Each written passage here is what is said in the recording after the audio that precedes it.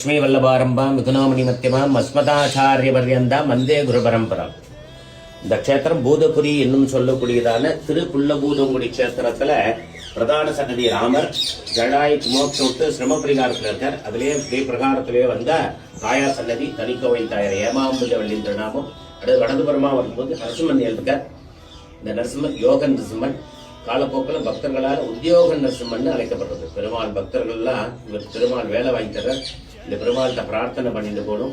அப்படி வேலை கிடைச்ச உடனே வந்து பெருமாளுக்கு பூலங்கி சேவைன்னு சொல்லக்கூடியதான பூச்சட்டைன்னு சொல்லுவார். சம்ஸ்கிருதத்தில் பூலங்கி சேவை, புஷ்ப கைங்கிற பூச்சட்டை, தோமால சேவைன்னு பெருமாள் காரியம் பூர்த்தியான தோமால சேவை சாத்தலும் ரொம்ப விசேஷமான நரசிம்மன், உத்தியோக நரசிம்மன்னே திருநாமம். இவர் கீழே தான் இந்த பழைய பெருமாள் பிராச்சீனமான ராமன் ஏல் இருக்கிறதுனால இந்த பெருமாள் ரொம்ப சாநித்தியமா இருக்கார். இவருக்கு மற்றொரு திருநாமம் ராகவசிம்மன் மற்றொரு திருநாமம். இவர்கிட்ட பிரார்த்தனை பண்ணிக்கோ.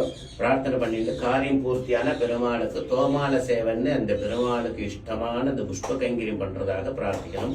உடனே அனுகிரகம் பண்ணுவேன். யாரும் எல்லாரும் பெருமாள்கிட்ட பிரார்த்தனை பண்ணி பெருமாளுடைய பரிபூர்ண அனுகிரகத்துக்கு பாத்திரமாக பிரார்த்திக்கணும். லட்சுமி வல்லப சங்கல்ப வல்லபாய் வகாத்மனே ஸ்ரீமத் விகனசேபோயாது நித்யஸ்ரீ நித்திய மங்கலம்.